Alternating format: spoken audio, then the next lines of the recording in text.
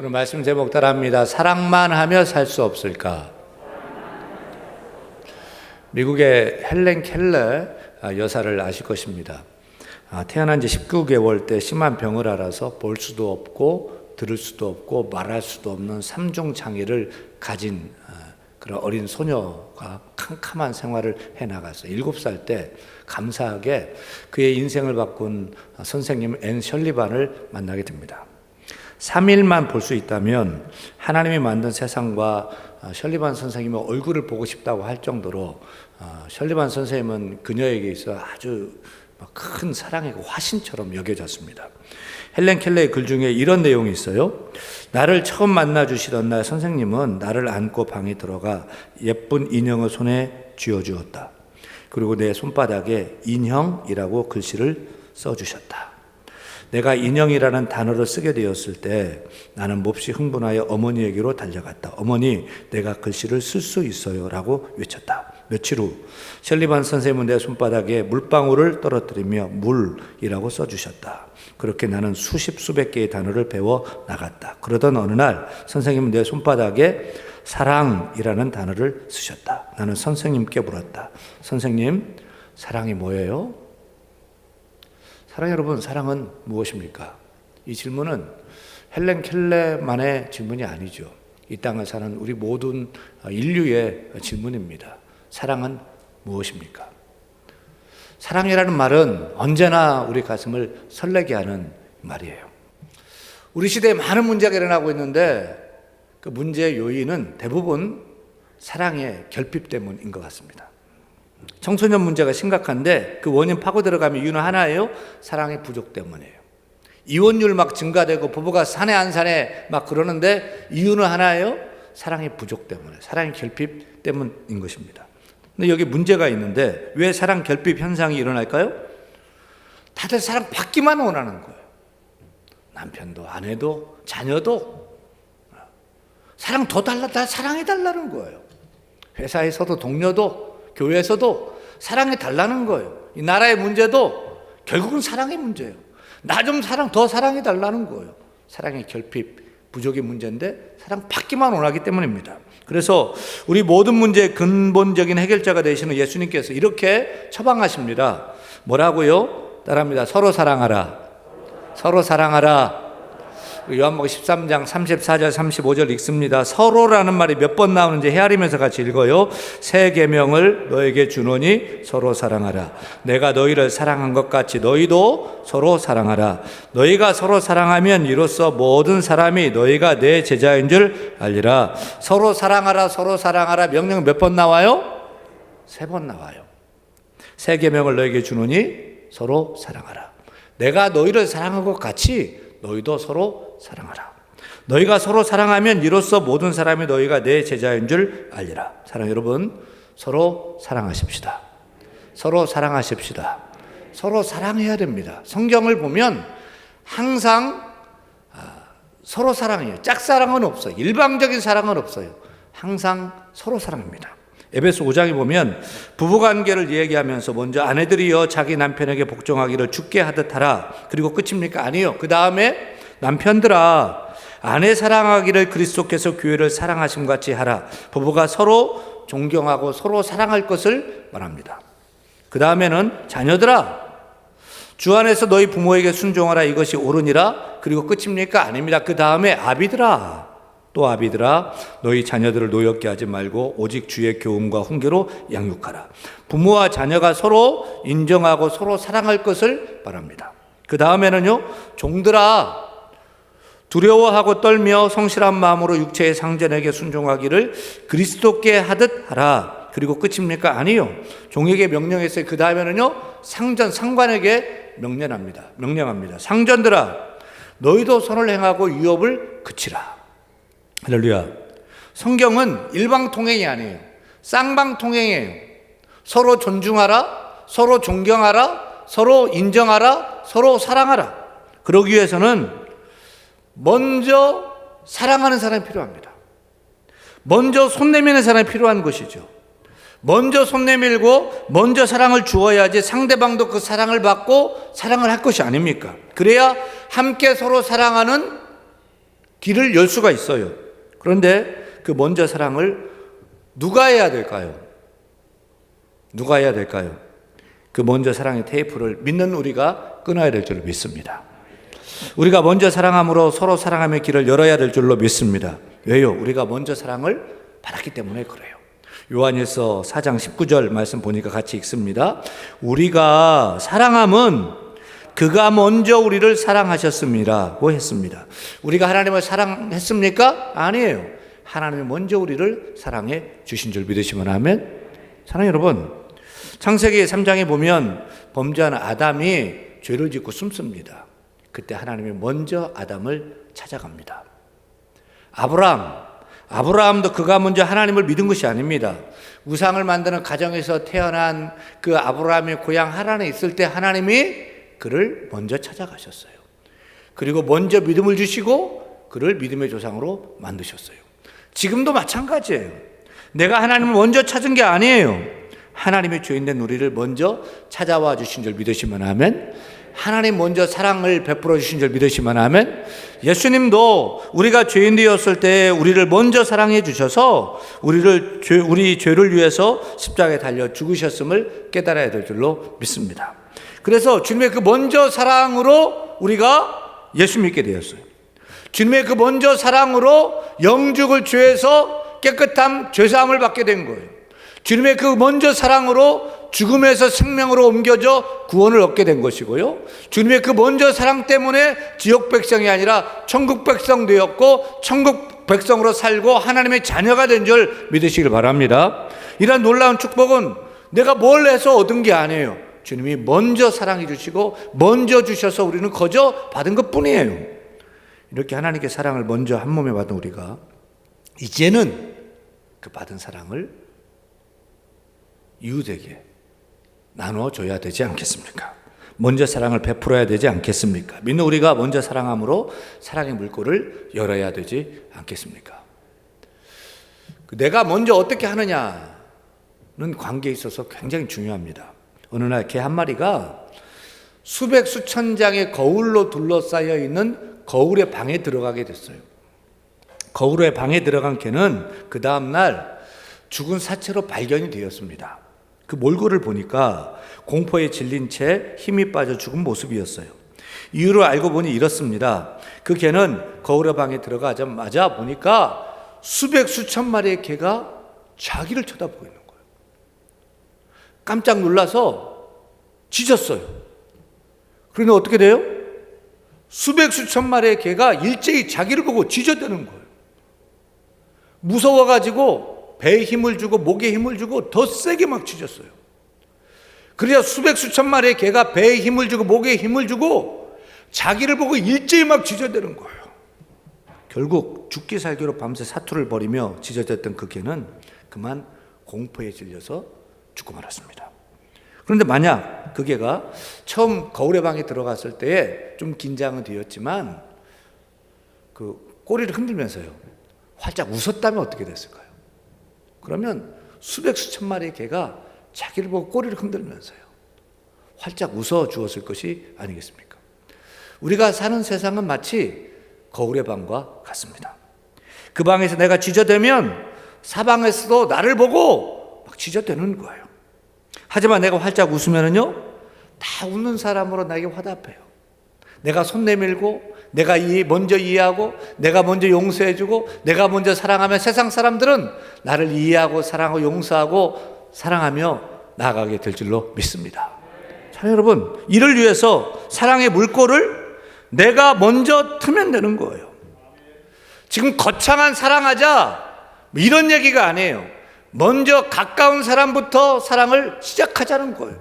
거기서부터 사랑의 물꼬를 열어 가자는 것입니다. 기독교 최고의 지성 중에 하나인 C.S. 루이스 교수가 이런 말을 한 적이 있습니다. 사람이 한 사람 한 사람 개개인을 사랑하는 것보다 인류를 사랑한다고 하는 거창한 타이틀을 열렬히 외치기 쉽다. 그러나 일반적인 면에서 모든 사람을 사랑한다는 것은 아무도 사랑하지 않는 것에 대한 변명일 뿐이다 고 했습니다. 이런 같은 맥락에서 정신분석가인 에리히 프롬은 비슷한 말을 했는데 잘 들어보세요. 내가 진실로 한 사람을 사랑한다면 나는 모든 사람을 사랑하고 전 세계 사람을 사랑하는 것이다. 내가 어떤 사람에게 나는 너를 사랑한다고 말할 수 있다면 나는 너를 통해서 모든 사람을 사랑하고 너를 통하여 전 세계를 사랑하고 너를 통하여 동시에 나를 사랑하는 것이다. 대단한 통찰이 있는 그런 얘기인 것입니다. 우리 앞에 있는 최상돈 집사님을 사랑해서 좋아서 집사님 사랑합니다. 좀 수고 많습니다. 그러면 어때요? 기분 째지죠. 좋죠. 그래가지고 사랑해가지고 우리 최 집사님한테 집사님 사랑합니다 라고 하면 집사님 어때요? 기분 좋죠. 언제나 들어도 기분 좋은 말 사랑이잖아요. 최 집사님 우리 조정희 집사님한테 사랑한다고 고백하면 또 조정희 집사님도 좋고 이렇게 사랑의 동심원이 자꾸 커져나가는 거예요. 그 결과 내가 한 사람을 사랑했는데 여러분 모두를 사랑하는 것이 되고 또 다른 모든 사람을 사랑하는 것이 되고 그것이 우리나라 민족의 백성들을 사랑하는 것이 되고 전 인류를 사랑하는 것이 되고 그 사랑이 돌고 돌아가지고 결국 나를 사랑하게 되는 것이다 라는 사실을 조금이라도 깨달아지면 아멘 해보세요. 깨달아집니까? 그러므로 우리가 할 일은 내가 가까운 사람부터 사랑하면서 사랑의 물꼬를 열어가는 거예요. 아멘?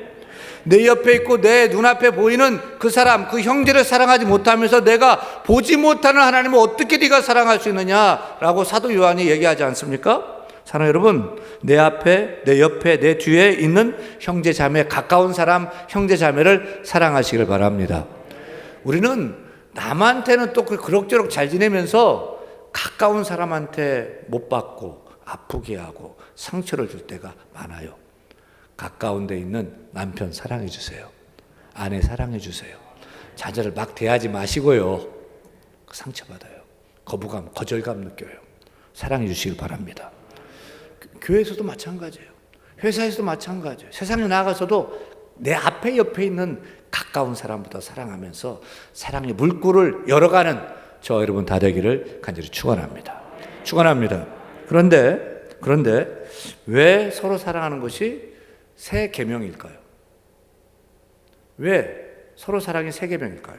34절에 예수님께서 새 계명을 너에게 주노니 서로 사랑하라고 하셨어요. 옛 계명인 구약 성경도 구약 성경 한마디로 얘기하면 하나님 사랑, 이웃 사랑이잖아요. 십계명 한마디로 하면 하나님 사랑, 이웃 사랑이잖아요. 특별히 레위기 19장 18절 말씀 같이 읽습니다. 내 이웃 사랑하기를 내 자신과 같이 사랑하라. 이렇게 옛 계명 구약도 내 이웃 사랑하기를 내 자신같이 내 몸처럼 사랑하라고 했는데 왜 서로 사랑이 새 계명일까요? 그 해답을 34절에서 찾을 수 있습니다. 같이 읽습니다. 새 계명을 너에게 주노니 서로 사랑하라. 내가 너희를 사랑한 것 같이 서로 사랑하라. 다시 말해서 옛 계명과 새 계명의 차이는 무엇이냐? 구약에서는 이웃을 사랑하는데 내가 기준이에요. 내가 사랑하는 거예요. 그래서 같은 민족 유대인들 내가 사랑하는 거고 나한테 잘해주는 사람 내가 사랑하는 거예요. 나에게 해를 끼치는 사람은요?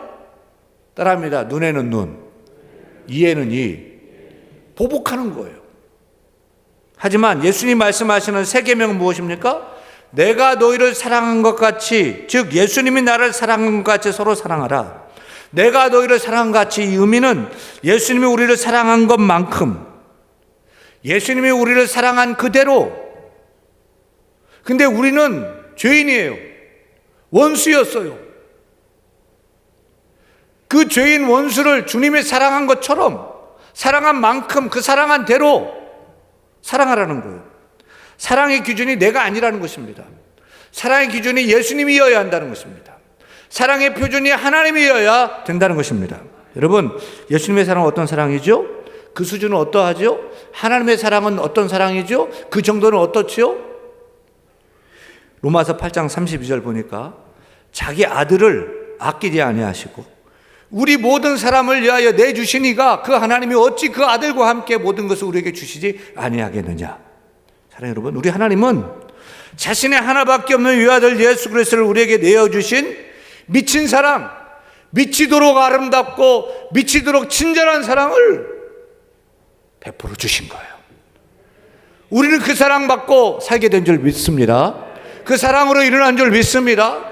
그 사랑의 주인공이 바로 그 미친 사랑, 하나님의 사랑이, 놀라운 사랑의 주인공이 바로 우리예요. 우리 예수님 사랑은 어떤 사랑이죠? 예수님의 사랑의 결정판은 십자가의 사랑입니다. 십자가에서 사랑을 보여주신 그 예수님은 사랑의 끝판왕이십니다. 하나님은 그렇다고 칩시다. 자기 하나밖에 없는 아들을 우리 살리려고 내어주셨다고 치자고요. 미쳤다고 치자고요. 그런데 우리 예수님은 당사자잖아요. 내가 왜 해요? 내가 왜 그렇게 해요? 그것들 위해서 난 못해요 라고 거부할 권리가 주님께는 있어요. 근데 예수님 하나님인데 우리 죄를 사랑하셔서 이 땅에 인간으로 오셨어요. 인간 몸을 입고 가장 가난하고 가장 낮고 가장 버림받고 소외된 사람들을 찾아가서 친구가 되어주시고 사랑해 주셔요. 만나는 병든 자를 고쳐주셔요.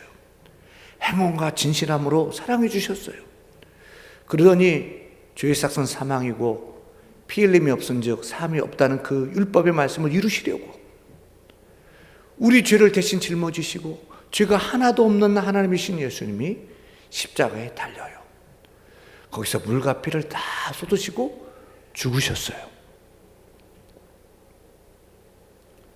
그 십자가에 죽으신 그 대목에서 참 이해할 수 없는 것은 예수님이 당신을 십자가에 달아 죽인 그 원수를 위해서 용서의 기도를 간절히 하세요. 아버지여, 저들의 죄를 사하여 주옵소서. 자기들이 하는 것을 알지 못합니다. 이렇게 사랑으로 오셔서 이렇게 사랑으로 사시고 이렇게 사랑으로 죽으신 사랑의 끝판왕 되시는 예수님께서 이 땅에 계실 때 마지막으로 유언하신 말씀이 내가 너희를 사랑한 것 같이 너희도 사랑하라 유언의 말씀을 주셨습니다. 이 말씀을 붙들고 또 주님의 그 사랑을 경험하고 그 사랑을 보았던 주님의 애제자 사도 요한 선생님은 평생 주님처럼 사랑하기를 힘썼어요. 그가 마지막 말년에 에베소 교회에서 목회를 하셨는데 너무 늙고 힘이 없어서 설교하러 올라올 때 올라올 수가 없어요. 제자들이 부축해서 강단에 올라오면 언제나 똑같은 설교를 하시는 거예요. 자녀들아, 우리가 서로 사랑하자. 예수님이 사랑한 것처럼 우리도 사랑하자. 제자들은 답답해서 주님, 선생님, 왜 맨날 똑같은 말씀만 그렇게 하십니까? 그러자 사도 요한 선생님이 이렇게 대답하셨대요. 이것이 주님께서 우리에게 주신 새 계명이기 때문이다. 이 계명만 잘 지키면 우리는 주님의 모든 말씀을 이루는 것과 같다. 한국 컴패션 대표이신 서정인 목사님의 책 고맙다는 책에 이런 일화가 있습니다. 서정인 목사님이 백혈병을 앓고 있는 한 여자아이를 위해서 골수 이식 수술을 했어요. 당시에는 골수 이식을 해주려면 일주일을 입원해서 전신 마취를 하고 골반에 구멍을 뚫어서 주사기로 골수를 채취하는데 그만 의료사고로 큰일 날 뻔한 일을 겪은 거예요.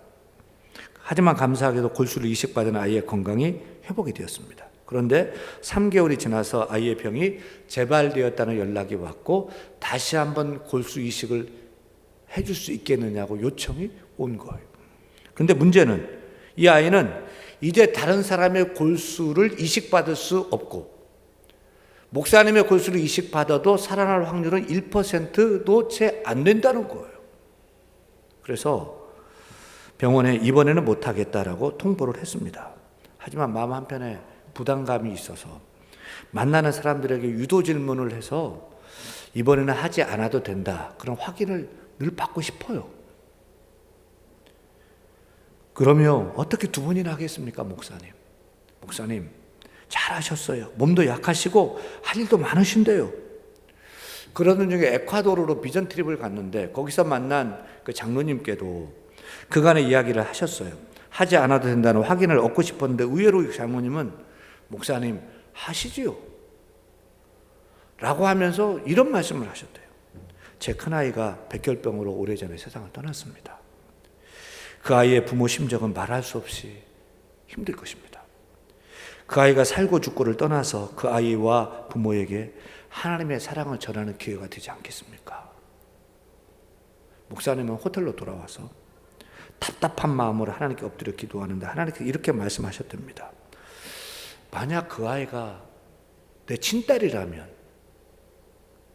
네가 그렇게 포기하겠느냐? 1% 미만의 확률일지라도 네가 포기하겠느냐? 망치로 머리를 한 대 얻어맞은 기분이었는데 하나님께서 못을 박듯이 다시 한번 마음을 다시 울리셨어요. 그 아이는 내 것이다. 목사님은 병원과 그 아이의 부모에게 생각이 바뀌었다고 전하기가 민망했지만 이런 일을 하는 것이 자원하는 마음도 아니었고 숭고한 동기도 없었다고 꼭 밝히고 싶어서 편지를 쓰셨대요. 그러자 눈물이 곧 쏟아져 나왔습니다. 딸의 생명을 놓고 그 부모가 얼마나 애간장에 녹았을까 하는 그런 생각으로 막 눈물이 떨어졌어요. 부끄러운 목사라는 제목으로 편지를 써서 제목을 붙이고 그간의 마음과 상황을 솔직하게 적었습니다. 하나님의 마음에 항복했기에 골수이식을 한다고 전했습니다. 그리고 편지 끝에 이렇게 썼어요. 우리 예수님께 매달립시다. 아이가 죽고 사는 것은 하나님께 달렸습니다. 우리 예수님을 붙잡읍시다. 한국에 돌아온 후 병원에 가서 바로 이식 수술할 것을 준비하는데 아이의 어머니에게서 답장이 왔답니다. 5장이 긴 편지였는데 장마다 눈물이 떨어진 흔적이 보였습니다. 한 번도 아니고 2번이나 골수 이식을 해주셔서 감사합니다. 딸아이가 무균실에서 너무 고통스러워하고 있어 감사 편지를 쓸 겨를도 없었습니다. 목사님이 얘기하는 예수님이 누구인지는 모르겠지만 저도 매달리겠습니다. 기도하겠습니다. 어머니의 간절한 매달림과 기도는 응답받았습니다. 수술은 잘 되었고 건강은 찾았습니다. 그리고 온 가족이 교회에 나가 예수 믿게 되었고 그 아이의 아버지도 다른 아이를 위해서 골수 이식을 해 주었다고 합니다. 사랑 여러분, 우리도 사랑만 하며 살 수 없을까요? 우리는 나중심적이고 이기적이고 나밖에 모르는데 우리도 예수님처럼 사도 요한처럼 또 서정인 목사님처럼 그렇게 사랑하며 살 수 없을까요? 저는 서정인 목사님 얘기를 읽으면서 우리가 조금이나마 주님을 닮아 사랑할 수 있는 길을 찾게 됐어요. 그것은 나를 바라봐서는 결코 사랑할 수 없다는 거예요. 내 기준으로 하면 결코 사랑할 수 없다는 거예요. 왜요? 우리는 죄인이니까요. 나밖에 모르고요. 욕심 많고요. 사랑받기를 원하는 이기적인 존재이기 때문에 나를 바라보면 내 생각만 하면 사랑할 수가 없는 것입니다. 하지만 눈을 들어서 하나님을 바라보는 거예요. 주님을 바라보는 거예요. 우리에게 베푸신 그 하나님의 사랑, 십자가에 달려 죽으신 그 예수님의 그 사랑을 바라보고 묵상하는 거예요. 그 주님을 바라보면 내 속에 계신 성령께서 역사하셔요. 성령께서 일하셔요. 하나님을 충만하게 하시고 내 안에 예수님으로 충만하게 하십니다. 그래서 성령께서 열매를 맺게 하시는데 성령의 첫 번째 열매가 사랑이잖아요. 사랑의 열매를 맺게 하셔서 내가 사랑할 수 있도록 힘을 주셔요. 감동을 주셔요. 그 힘을 따라서 우리가 사랑할 때 예수님처럼 사랑하는 그 길이 열리게 되는 것입니다. 사랑 여러분, 우리는 부족하고 이기적인 존재입니다. 이 시간 주님을 바라보시길 바랍니다. 하나님을 바라보십시다. 나를 향하신 그 주님의 사랑, 그 하나님의 사랑을 묵상하고 바라보시기 바랍니다. 그러나 성령께서 내 가운데 역사하셔서 성령으로 충만하게 하고 하나를 충만하게 하셔서 열매 맺게 하십니다. 감동을 주십니다. 언제나 성령께서는 주님을 바라볼 때 성령께서는 약한 자는 도와줘라. 부족한 자 채워줘라. 험을 덮어줘라. 죄는 용서해줘라. 잘한 것 말해줘라. 뛰어난 거 인정해줘라. 주께서 성령께서 늘 감동해 주십니다.